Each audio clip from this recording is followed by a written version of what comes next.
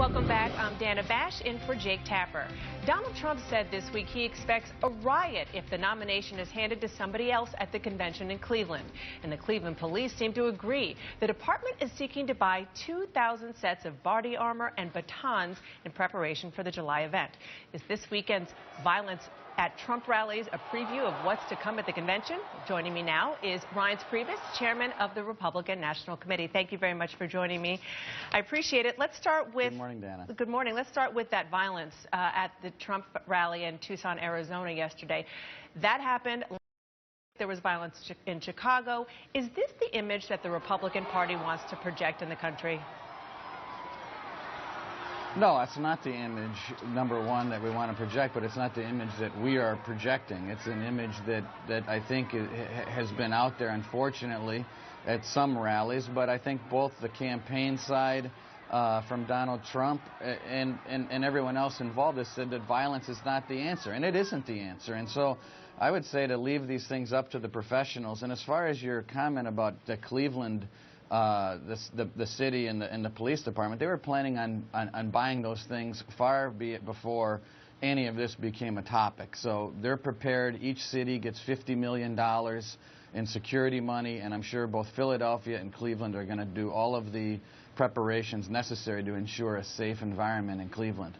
Okay, you know, there is a lot of discussion this morning about the Trump campaign's campaign manager, Corey Lewandowski, being in a confrontation with a protester. Trump said this morning that he gives Corey Lewandowski credit for dealing with people who were holding terrible signs. But are you concerned about what that video shows? It's on the screen right now. Well, I haven't seen the video, and obviously as I'm talking, everyone else is looking at the video. I saw some still images this morning before getting on earlier shows. But clearly, look, what I've said is that, and I think everyone agrees, that getting involved in confrontations, violence is not the answer. Getting involved is not the answer. I think you leave these things up to the professionals. You've got professional police. You've got Secret Service. That's what I would say. I think that's what everyone sort of agrees with at this point, and it's certainly not something that we would condone as far as the continuation of violence, and it goes to both sides. I mean, it's with agitators, and then people take matters in their own hands. It just obviously doesn't work. Okay, let's turn to the matter of you not having a nominee in sight. Donald Trump told CNN this week that if he is 20 or 100 delegates short of the magic number of 1237, he should still get the nomination. Does that sound fair to you? Well, there's two things. Number one, I mean, history would show, whether it be like Walter Mondale, Gerald Ford, when someone's a little bit short, you know, you let the process play out, and generally, if it's that close, generally that's what happens. But certainly what I would say is that the minority of delegates doesn't rule for the majority. So this is a delegate-driven process. This is the first time in a long time people actually cared about delegate count. But delegates matter. And so the majority of voting delegates in our party choose the nominee. That's the way it is, Dana. I won on the 7th ballot as chairman of the party. Now, that's hardly a landslide, but I was never behind. And no one gave it to me on the 2nd or 3rd ballot. In fact, I had to fight and fight and fight, and eventually I got the majority.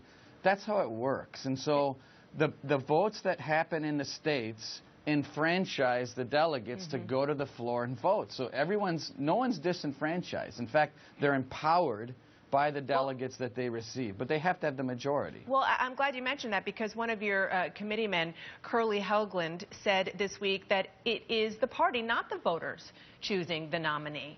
Do you agree with that as chairman? No, I think it's a combination of the two. I mean, the voters create the bound delegates. So if you're voting in a state, when candidates receive a certain amount of votes, they bind the delegates to that candidate. Look, 150 years ago, this is what it used to be. People would run for delegates in their states. They would win these elections, and they would go to the floor of a convention, and they'd vote for who they wanted. And that's how we picked a nominee. Same thing Kiwanis would do. Same thing the NRA would do. Somewhere along the line, Dana, people decided that they would expand the participation, and they said, we'll have these primaries and caucuses, but then we'd bind the hands of the delegates for just one vote. based on that outcome, and then it expanded into other things. So the voters are certainly empowered, but the delegates vote based on the outcome of those elections. Let's, because of all of the interest in your rules, there is a lot of knowledge now about Rule 40 of the RNC. It's something that was adopted in 2012. And there's a lot of misinformation, Good, so let's clear it up. Okay. It was adopted in 2012. It says a candidate must have the support of a majority of delegates from 8 different states, so has to win 8 states in order to win the nomination. Are you committed to keeping that rule in place? First of all, it's not exactly right. What the rule says is that in order to be nominated on the floor, you have to have the majority of delegates from 8 states. And by the way, that was put in 2012 for the 2012 convention. Right. The Rules Committee for the 2016 convention will decide what that rule is. So now, and there's nothing mysterious about that. I tend to be a person who likes to keep things the way they are. But it's not my decision, though, Dana. I'm not the person that gets to decide. The delegates that get elected in each of these states make the decisions for what the rules for the 26th convention will say. And I'm not saying anything nefarious. This is just the way it is. Right. So you could be voting at the boys. Go ahead. No question about that. But you understand politics.